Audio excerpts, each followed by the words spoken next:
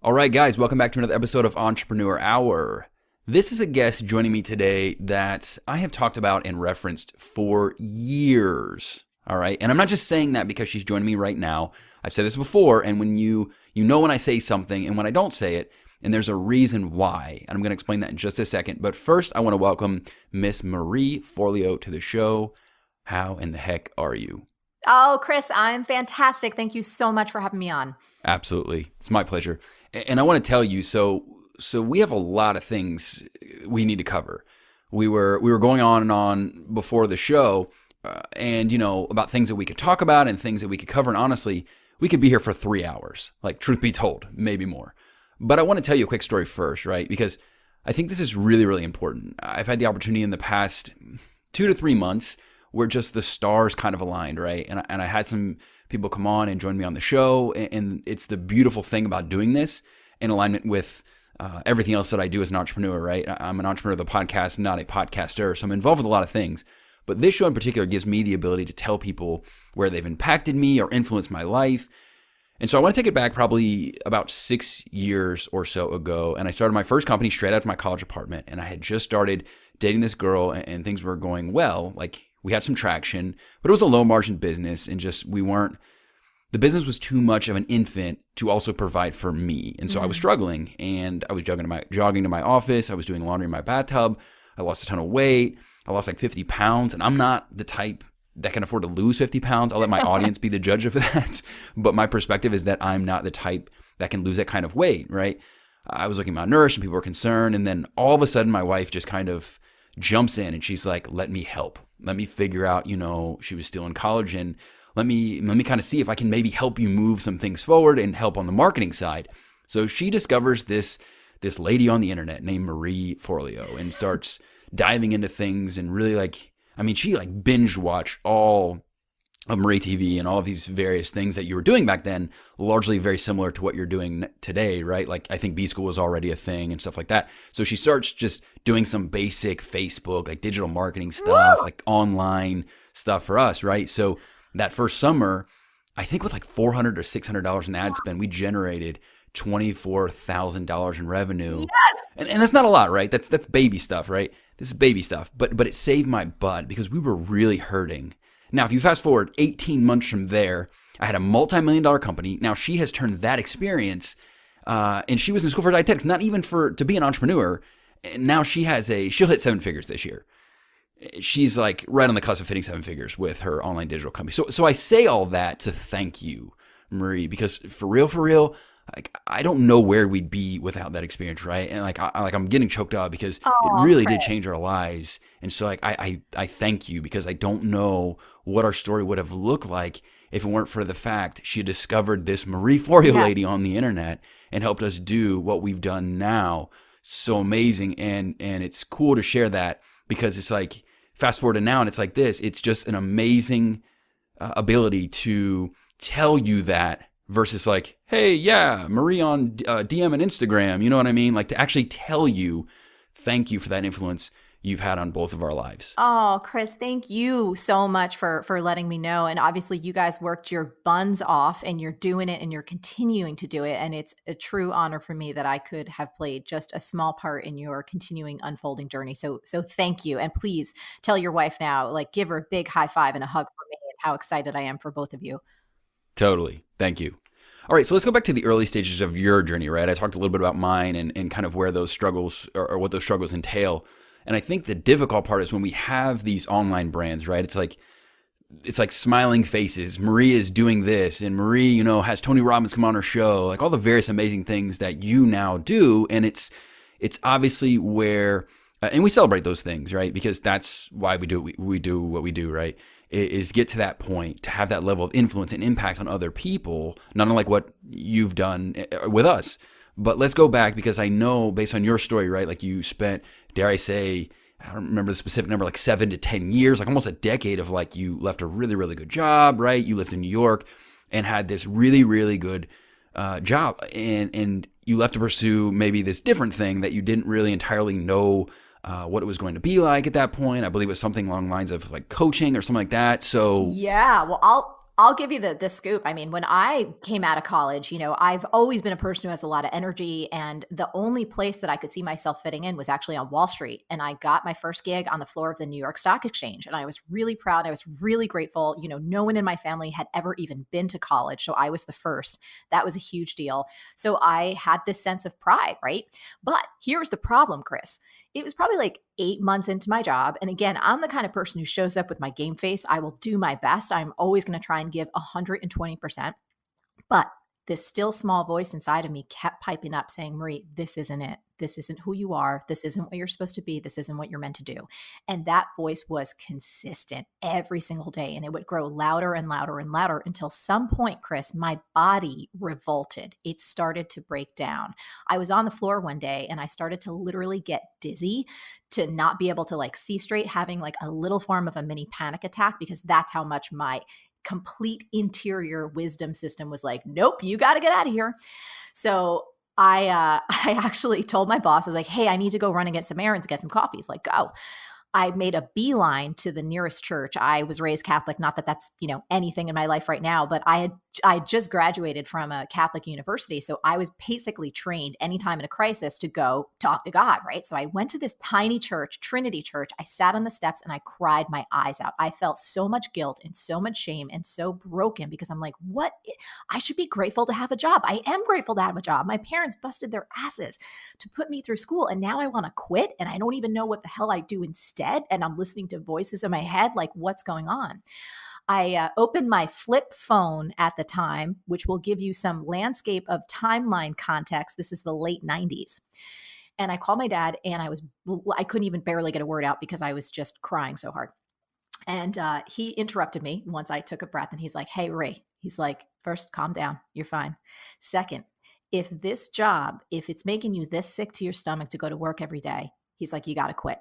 You've been babysitting. You've been working since you were 9 years old. I'm not worried about you paying your bills. You're going to figure that out. That's awesome. He goes, however, you have got to find something that you love, because for the next 40, 50 years of your life, you're going to be working. And if you don't find something you love, your life is going to be miserable. It's the whole secret. So you do whatever you have to do. You quit. You'll take care of yourself, I'm sure, but you have to find something you love. For me, something in my body was like, that's right. But the logical part of my brain was like, well, how the hell do I do that? And how am I going to pay my bill? All of those things. Telling you this because I did wind up quitting, but then I went on a bit of an odyssey, Chris, and I went down a lot of wrong paths in order to find what it is I quote unquote love to do.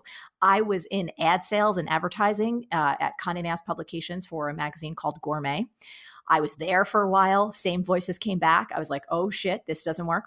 Then I tried something else. I actually was in the fashion department of Mademoiselle magazine. Same thing. Kept hearing those voices come back again and again and again. And at this point, Chris, I started to really question my sanity, because I was the valedictorian of my class.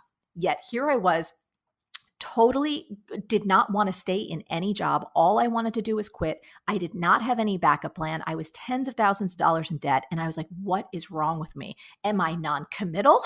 Do I have something wrong with my brain? Am I ADD? It was just a whole thing. So there was this one afternoon that I was online, probably when I shouldn't have been. And I stumbled upon this article. Again, you have to remember, this is 1999. This is like pre-online business world. This is pre-everything. It was an article about a new profession called coaching. Wow. Chris, when I read this article, I shit you not, it was as though the clouds parted, angels kind of came down and was like, oh, like that. Something in my body felt so right. But simultaneously, that mean voice in my head was like, what are you talking about? You're a 23-year-old person who hasn't even lived life yet. You can't even hold down a job. You've got so much debt. You have nothing to offer to the world. Who do you think you are? No one's going to hire a 23-year-old life coach. But I could not deny how right it felt in my bones. So that was like the point where I was like, okay, well, this sounds amazing. What am I going to do about it? I wound up signing up for a 3-year coach training program. I was doing my studies at night, working at the magazine, holding down my job during the day. And then I got a call from the HR department. They had a promotion for me at Vogue. It was more money. It was a lot more prestige. And obviously, it's the top fashion magazine in the world. That's kind of nice to be offered. That's awesome. That was my proverbial fork in the road. It was either quit and do this weird life coaching thing that you have no idea how to do. You have never run a business. You have no clue how to run a business. You have no resources. You're in debt. Or stay on the safe path with the benefits and the paycheck and a respectable job. Totally. That was when I decided to quit, and of course started my business. And it was hard running for, you're right, 7 years. You had that number about right. I started bartending, waiting tables, doing all the things that I needed to do in order to keep a roof over my head in New York City while I figured out how to build an online business during the day. Yeah. Well, thanks for filling in the blanks, because I didn't know all the specifics. I kind of knew like the high level version of what that story entailed. But here's my question about all of that. When you had those moments where you're questioning your sanity, and a lot of entrepreneurs, I've been there, I get it. What was it, or kind of, this is such a loaded question, right? There's so many different things that this could entail. It's hard to put a finger on just one thing specifically, but like a lot of people call it grit. A lot of people have different words for what they call it, but what was it going on in your mind to continue to push forward? Was it belief in something divine? Like this is what I'm intended to do in the world and this currently is not it? Like you just got to keep following that voice? Or what gave you the peace to listen to that and not just take the safe route that so many people have to do, by the way, and continue to push down this path of uncertainty? Like what was going on in your mind and how did you continue to stay committed to that journey? Well, I think one of the benefits was the fact that I had run into so many walls before. So I know what that felt like, right? So I had this job on Wall Street, by any stretch of the imagination, a dream job. Same thing Yeah, with a advertising. dream for most people. A dream for most people. Same thing working for Condé Nast Publications, both on the ad sales side and the editorial side. These are potential dream jobs. And then being offered a job at Vogue. So if I had run down all these different paths and hit a wall and none of them felt right and I was getting sick and just needed to quit, that told me that I wasn't cut out for a typical career. So that was clue number one. Clue number two ties into a belief that I learned from my mom as a very young child. It's actually the title of my book, which will be coming out in the fall. It's called Everything is Figure Outable. And it's this notion that whatever it is in the world, any problem or any dream that you hold in your heart can be figured out. That was a part of my deep DNA. So because I had run into so many walls trying to find quote unquote something I would love to do, again, because I'm not afraid to admit it, I'm a workaholic. If you put me in front of something that is enjoyable and I'm passionate about and I care about, I'm going to go 12, 14 hours a day. But the fact that I kept wanting to quit these jobs told me something was off. So back to your question. Part of it was this belief that I could figure it out, coupled with the fact I had run down so many wrong paths before. And once I started to build the business very, very, very slowly, I became addicted to the challenge of it. I believed so much in this idea of coaching, and not the idea of coaching, but really the material. The story that you told at the top of this interview actually sums it up. Fact that there's notions, there's ideas, concepts, information out there that you don't know right now, but if you discovered it, learned it, and activated it, it could change your life. That to me was like, this is amazing. If I can play any kind of part in even being a messenger, even highlighting for people, whether it's ancient wisdom, conventional wisdom, unconventional wisdom, that could actually help them live a better life, contribute more meaningfully, experience more joy, I will happily play a part in that unfolding of this planet. So that's, I believed so strongly in what I was trying to do, and there was no other choice. I just had to stick with it. So I don't know if that helps answer your question, but that's No, totally. Well, and the thing is too, and so this is the perfect segue because you and I were talking about before, like what should we work in? What my audience really need to hear from you, right? And one of the things that we were talking about was that some people, and I see this often, and maybe you see it too, Marie, but they pivot 3 times a week because of voices that they hear, other people that tell them, "Oh, that's stupid. That won't work." Or, I would never buy that. Or, all the various things that people hear. Maybe Yes. they're not that direct, Yes. right? But subtly it tells them this is not what you should be working on. And sometimes the next week it's like, what happened to the other 12 things you talked about before? Well, I think this is a very multi-layered answer. So we're going to have to kind of attack it from very different places. One, for me, I knew that at least for, I don't know, I estimated maybe like 5, 10 years that I wasn't going to be making a lot of money. That wasn't important to me. So if I wanted to make a lot of money, I would have stayed on Wall Street. The guys I worked with were making tens and tens of millions of dollars, right? So if that was most important to me, I had many opportunities to, but it wasn't, because again, I was having panic attacks and getting sick. It's like, Sure, of no, course. that's not right. So, and it just has to be a factor. It's like, what are you after? Why are you doing this? Right. So, asking yourself these questions can actually help you come to your kind of best answer. So, what do I mean by that? I was very clear that starting a coaching business, at least the way that I had started it, wasn't necessarily going to get me like hyper rich in 2 or 3 years, but I believed so much in what I was doing. And I had this inner sense that it was going to lead to other things. I had no plan for it. I had no vision. I had no idea Marie TV or B School was ever going to come about. That was not some like long term 10-year plan. I didn't know anything, but I had to keep trusting my instincts. Does that make sense? So the other thing was this. I was like, okay, well, as long as I can climb out of debt, because again, I was just out of college, I said, I can do that if I understand more about personal finance. I work more bartending shifts. And ideally, once this business does take off, hopefully it will someday, but I can't predict that. You know what? I'll worry about it then. Like I'll figure out about how to quote unquote make it financially someday. But right now, I have to pay attention to what's right in front of me. So the other thing to look at, you mentioned people like pivoting 3 times a week. It comes back to that question, why are you building this business? Do you actually believe in the customer? Are you in love with your customer? Or are you just trying to build something so that you can exit and make, whatever, $100 million in the sale? I'm not saying that's bad. I'm just saying it's a much, much different game to play.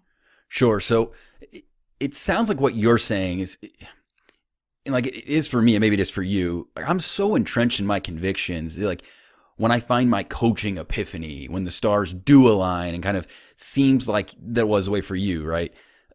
Or what did happen to you. So what should people do in those situations? Is it just a matter of them pushing forward and finding Yes. what it is? Like if they don't pivot multiple times, like if they're really pivoting every single week, is it a matter of just making sure it does align, just like you did, and then just gritting your teeth and going with it? Yeah, I think it's a dance. I think we all have to dance, right? It's this dance between finding the sweet spot of what is it that you believe in? What is the gift, the product, the service, whatever you're building that you want to bring to the world? And who is it that you're trying to serve? And then stepping into their shoes and understanding your ideal customer so deeply that you get what their struggles are, their pain points, their dreams and frustrations. And it's almost like a Venn diagram, Chris, where we go back and forth. So let me give you a concrete example. Like B School, our program, right? So it's a product. It's something that we sell. We sell it once a year. I remember not so long ago, I had a comment on Instagram and someone was like, I really wanted to take it, but you only offer it once a year. So you lost my business. I really think that you should consider opening it more than once a year. And I was just like, well, that's awesome. That's her opinion. And I'm not going to take it because that doesn't work for my vision of my company or my life. So it's always a dance. Does that make sense? So it's like I'm creating the kind of business that really makes sense for me while simultaneously listening to my customers. So you have to go back and forth. I think where all of us can trip ourselves up is looking for a black and white formula rather than getting comfortable with the uncertainty that we have to thread the needle. All right, you set me up perfectly because my next question in line with what I wanted to ask you about today is running an online business. So that's what eventually you evolved into. It's what you do now.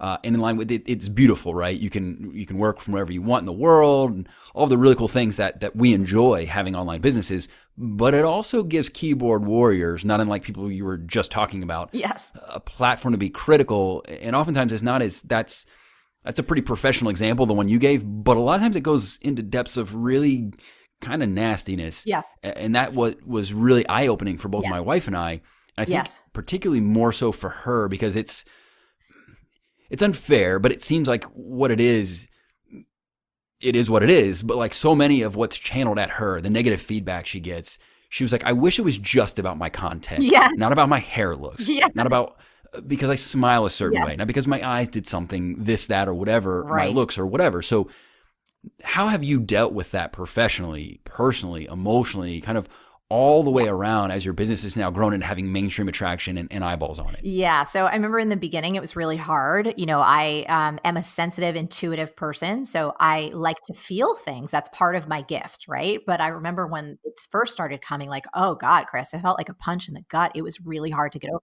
Then I started to really just gain some perspective and really look at it from a new point of view. A couple of points on that. One, anyone who comes after someone in a harsh, vitriolic, just petty way, I actually feel bad for them now because it means that person is in so much pain. There is so much hurt in their lives. Like, if I imagine what's happening, they have got to be miserable because not one person I know, and I've had an opportunity to meet so many incredible people, some icons of our time, not one of them ever behaves that way. And as I've just become friends with folks who, somebody like Seth Godin, right? He's like in the marketing hall of fame. The guy's like a legend. Never has he given me a piece of quote unquote critical feedback. And he's looked at my stuff. He's helped me with things. Do you know what I mean? Like, it's just, hey, Marie, here's an idea for you or whatever. But no one I know ever goes after someone else like that I respect. So you have to ask yourself, who is the one saying this? Do you admire or respect their body of work? I can almost guarantee you won't. Then coming into that empathetic piece, it's like, God, they got to be really sad and miserable and not doing shit with their life if they have the time and the energy to come after you. Well, I love that paradigm shift because the only part that we think about is how it feels to us, but we don't think about what it means and implicates about them, right? So I love that because I think you're so right. And a lot of them, they're Easter egg people. They don't even have an actual profile. It's probably someone in mom's basement just really hating their life for what they haven't done or what they've done. So I would totally agree with that perspective. I think it's really, really valuable insight. All right. So in line with talking about your online business and how it's grown, and we're going to get to B School because that's a fundamental part of what we need to talk about today, because that's what's coming up for you as it does this time of the year, every single year. But there's one more question that I have as it relates to how you run your online business and so on and so forth. And that really revolves around, and this is, I really struggle with this early on when you experience scale, right? And maybe some people, they're not thinking about it right now because they're like, well, my team right now consists of me. And so now I'm thinking about what it means to have a team of people. But man, it's so good to plan for stuff like that now before it happens. Because in my situation, maybe it was the case for you, all of a sudden you're scaling and you're like, oh, wow, I need to figure this stuff out because it hurts now. Yeah. Yes. But what have you done to, when B School, when you're not promoting that, like you're enjoying your ability to go see places, maybe overseas or in a place you've never lived. So how have you built this virtual empire, if I will, to have this culture of people that want to show up and bring their A game every single day? Like, how do you set that precedent that empowers them to do that? Yeah, it's a great question. So I do want to say at the onset, for me at least, I waited way too long to hire help because just intrinsically my DNA, it's like, I'll do it myself. I'm a really hard worker, and plus I didn't have resources, right? So I had to do it all myself. So I would encourage anyone out there, the moment you start feeling like, oh, I think I need some help, you probably have needed it for the past 6 months and you need to get your butt. God, that's so true. That's one thing. Second thing, I think hiring for a culture fit is so important. What does that mean? I'll tell you what it means to me. It means hiring and working with people who not only believe in your business, but love your customers. Absolutely love the work that you're trying to do in the world. They're not just looking to get a paycheck. They're people who are interested in making a difference. And again, my business is kind of direct in that way, but it doesn't matter. You could be selling socks or candles or anything. You have to believe in who your customers are and the whole mission of the company. And if someone's not super jazzed about making your customers ecstatic, they're not going to be a good hire. The other thing I would say is this. Again, I know we're coming back to these kind of inner, what many people could consider soft skills, but they're really not. You have to trust your gut. Even if someone looks great on paper, they have the experience, they say all the right things in the interview, but something inside, you're like, God, something's off. I don't know if I could work with this person every day. I don't know if I'd want to have a drink with them or go out to dinner or have their back if something went down in their family. Would I actually go and rush to be at their side? If not, especially if you're a small team, don't hire them. And then the other thing I want to say, and this was a really expensive lesson that we've learned, Chris, time and time again, is we always, for every single role, no matter what it is, we have a test period, a period where it's just like, you think about it like dating and relationships, right? You're not just going to meet someone and have like an hour of dinner and then go, great, let's get married. No, it's not going to happen. Well, if you're saying you're a normal human being, yeah. Yes. But when business, oftentimes we do that. You don't really have lengthy process. You're just like, well, I'm just going to give them the job. And then you realize they kind of pulled a little bit of one over, or you guys just aren't the right fit. So for example, we have people now that test with us. We pay them. It's a freelancer rate. We create some type of contract together so that we can work with them. We can see the quality of their work, and we can also understand how they work, how they communicate, what's their energy, what's their vibe before committing.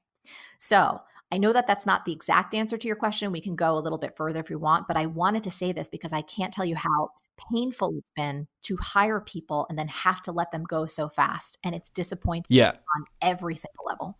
totally. And you know what? I think a lot beyond that conversation can really be individualized depending on what you do. But I think the first, like, you hit the main things, right? And I remember, I've said this a million times, my listeners are tired of hearing it, but man, one of the biggest goals for me, and maybe you feel this way as well, it's like when I made the right hire and I see that person, like, this dream that I had is not like a shared dream amongst my team, right? Like, I make a hire and it's like they're willing to think about the significance of this. And this is why I mentioned this point, because it is so profound. If someone is willing to commit their one life that they have to your dream, or was once just your dream, we don't take that seriously. But this is a huge monumental deal that people would be willing to do that. And to me, I feel like that exists, and I didn't realize that existed. But man, when I saw that happen in my business, I was like, this is my proudest moment as an entrepreneur, as a business owner, right? And that's so And huge. then work becomes joyful. I mean, for us with our team, it's like, it's incredible. And it makes you as an owner, as a CEO, want to do better for your people. So Yes. part of it for me is I get excited to create these growth goals for my employees, like just setting them up to win, understanding more. Like, we've had so many folks in our company, like they buy their first house, right? So they went from like being like student debt for years. And then all of a sudden, oh my goodness, they're debt free. All of a sudden now they're like buying their first houses, they're having kids, they're getting So married. cool. And for me to be able to even play a small part in them realizing their dreams, it's just, there's nothing better. And that's why it comes back to that idea about culture fit. You have to just say, hey, would I want to hang out with this person? Would I want to go to lunch with them? Could we have, it sounds so cliched, but could you like go out and have a drink or have breakfast and like legitimately want to spend time with them? We all hang out. I'll tell you this, Chris, one of the things that happens, so we shut our company down for a few weeks over the summer and we shut it down for a few weeks over the holidays every year, because I don't want anyone working 24/7. I think overwork is just deadly. And especially in a digital space, there's a lot of push to do that. And I want to push against it. But here's the point. Oftentimes, and this happens every single year, we'll ask people like, okay, so what did you do over the break? And all of these pictures flood in with so many members of the team that wind up like going on a trip together or going to see each other in person. I'm like, I can't even believe it. Is amazing. But that's what happens when you align on that philosophical heart values level. You really do grow something that's more powerful than any individual. That's amazing. That's really, really cool. Thanks for sharing that. Let's talk about B School. I talked about it before, so it's kind of a quick transition to that because I do want to get into that. Right? It's your flagship program, and so I do have a part two to that. But first of all, I wanted you to explain. Like, we've talked about it several times. For those that don't know, what is B School? Yeah, B stands for business. So B School is an online business school for modern entrepreneurs. I created it. This is actually going to be our 10th year running it right now, because when I was starting to grow my business, again, this is the early 2000s before anyone knew anything. What I found was really disappointing in terms of what was available in the marketplace. There was nothing that really aligned my belief that small business could be a force for good, that marketing in terms of modern marketing could be this opportunity to flex the best of your humanity, not the worst. So I wanted to give people a timeless toolkit so that no matter how they or their businesses transformed, they would understand the principles and the practices that would serve them no matter what. So I don't care how the tech stack changes. I don't care how the technology or the social platforms change. If you don't understand how to inspire your customers to say yes and become raving fans, you're going to lose. I don't care what happens in the digital space. Again, I don't care how much money you have. If you cannot figure out how to get into the minds and hearts of your ideal customers and wow the shit out of them so they're raving fans for life, you'll lose. And so that's what B-School is designed to teach you to do. Bingo. Well said. I mean, there are multiple times you guys need to check it out. I'm going to give you the link to do that here in just a second. But I want to talk to you about, like the biggest thing, and maybe there are other examples of this that do exist. I'm not aware of one that does, Yes. but I've yet to see someone create year Yes. in and year out. I've talked to people and they've gone through your programs 6 times and they're just as excited. Like you see them and they're like Yes. type Black Friday waiting out in Walmart to get their TV. It's the level of excitement that they have. And I'm not exaggerating. It's crazy how excited people get about this program. I don't think that I've seen anyone else have programs like that where year in, year out, even though they have a general idea or a gist of what they're going to experience, right? I know things change. I know you guys update things and stuff like that. Yeah. Like it's not the same thing every single year, but man, it's amazing. So was that by design, or what makes your program so different than the typical just one-off learning experience that you find online? Yeah. So, in terms of was it by design, my intention was to create the best program and learning experience I possibly could. And I know how I am as a learner, right? When I discover a really good book or a really good program or experience, I'm not going to get it all the first time. And especially we're talking about business, which it's so sprawling. There's so many things to investigate. There's so many things to learn. I didn't want people to go through it once. I wanted them to have lifetime access so they could keep revisiting the fundamentals. You know, there's that great Bruce Lee quote, and I'm going to probably botch this, but I'll get the essence right. It's like, you don't want to be afraid of the person who has, 10,000 kicks. You want to be afraid of the person who has one kick, but they've done it 10,000 times. And so what I try and drill into everyone that I have an opportunity to work with is the fact that real business comes down to a lot of the core fundamentals. And when you start changing too many shiny objects, again, we can have advanced strategies. There's a lot of things that are way more advanced than, and it's important to understand how to execute on some of those ideas, some of those methods, some of those technologies. But if you don't have the core fundamentals mastered like Bruce Lee, it's all going to fall apart. So what makes the program different?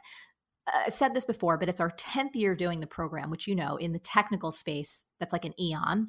We've had over 44,000 people go through the program so That's far, crazy. from 139 countries and from over 560 different industries. So what makes it different is so much diversity and so much like-mindedness in terms of people coming in, wanting to do something different, wanting to inject their values, how they want to make a difference, their personality. They don't want to just a cookie cutter program, right? I never give people cookie cutter solutions. I'm like, hey, let me teach you the fundamentals. Let me teach you the timeless principles. And then I want you to execute on it like an artist. I want you to do something so unique that no one has ever seen it before. And so I think that the reason that people get excited to come back is because they're not the same. I mean, Chris, are you the same entrepreneur as you were last year? I have a thought on that note. I have a funny thing where I tell a friend of mine that if I don't look back every 6 months and say I was a complete idiot 6 months ago, then I failed That's myself. right. So to answer your question, yes, I'm completely different, right? So you're focused on new things. You're looking at it through a new lens. And so if that's true, when you look at timeless material again through a new lens, you get new ideas. You're just like, oh gosh, I'm in a new space. How do I apply this now? Yes. And then from a community standpoint, when people are talking and having rich, in-depth conversations about a particular area, whether it's opt-in conversions or email marketing or video marketing, you kind of combine that alchemy of timeless wisdom with whatever's happening right now, and you're going to have breakthroughs again and again and again. So that's why I think people come back and they get so excited about it because it's always fresh. Yeah, very cool. All right, so I'm checking out now marieforleobschool.com. That's where we want people to go, correct? Yeah, Link-wise? we have a ton of free training. I call it the preschool to B-School Cool. because for me, it's like I don't want anyone to dive into something that they're not certain about. So we have a lot of free trainings that, frankly, even if you never sign up for B-School, you will get so much value out of it. You'll get a little workbook, you'll have ideas, you'll have breakthroughs, and you can just go off and execute on your own. And I would say I would clap and cheer for you because I just want people to be successful. That's awesome. Beautiful. I love that. Guys, do that too, but also sign up for the program. I'm telling you, it's transformative. It's amazing. Amazing. We've done a lot of programs. This one is truly amazing. So I see there's a wait list right now, and I know enrollment opens soon. So just for perspective purposes, when is enrollment going to be open? So enrollment's open just for 1 week. It starts February 19th and it closes March 1st. Okay, got it. All right, guys, mark your calendars. 19th of February through March 1st, marieforleobschool.com. Links included in the show notes. All right, last question then for Marie. Little birdie, I think you mentioned earlier, but kind of tease a little bit, but a little birdie told us that you have a book coming out. What is it? Everything's Figureoutable. What was the name of it? Yeah, Everything is Figureoutable. How one simple belief can change your life and change the world. I am so excited about it. I will tell you, this book is kicking my ass, even though I write everything in my business. I've written the show, for almost a decade now, every email that comes out, the web copy, you name it. Somehow writing this book has been like, it's funny, Chris, I'm sure folks in your audience can relate. The moment you start taking a stand for something, it really is like the universe comes up and says, oh, really? It's like, oh, I'm having trouble figuring out how to write the book. Everything is Figureoutable. I'm like, this is so wonderful and perfect. But yeah, the irony. The irony always, right? But it's great. It's what gives life a little bit of spice and humor and keeps us humble. But I am really excited about the book. It is a handbook to becoming the creative force in your own life. And so for everyone now, I don't know if you're folks journal or ever write things down, I have a few questions. What would you do if you truly believed that everything was figureoutable, meaning that you could figure it out, you could achieve it, you could unpack it, you could reach that idea or dream? Who might you become? Great question. What would you build, or what would you change, or what would you heal or transform if you truly believed everything was figureoutable? And so that kind of gets your mind going and your heart open in a certain way to go, what would I do? What could I do? What might be possible? And the book really walks you through how to then operationalize that belief and make it the bedrock of your existence. That's such a good question. Awesome. Well, Marie, I want to thank you for taking so much time to join us today. I know you've got a ridiculous schedule, and we've tried for like 6 months to make sure we can get this on the books. I'm so happy we did. This was such a treat. I wish you nothing but the absolute best with everything, and I do hope we cross paths sometime in the near future. Oh, thank you so much, Chris. It was a joy to be with you. All right. Take care. Bye-bye.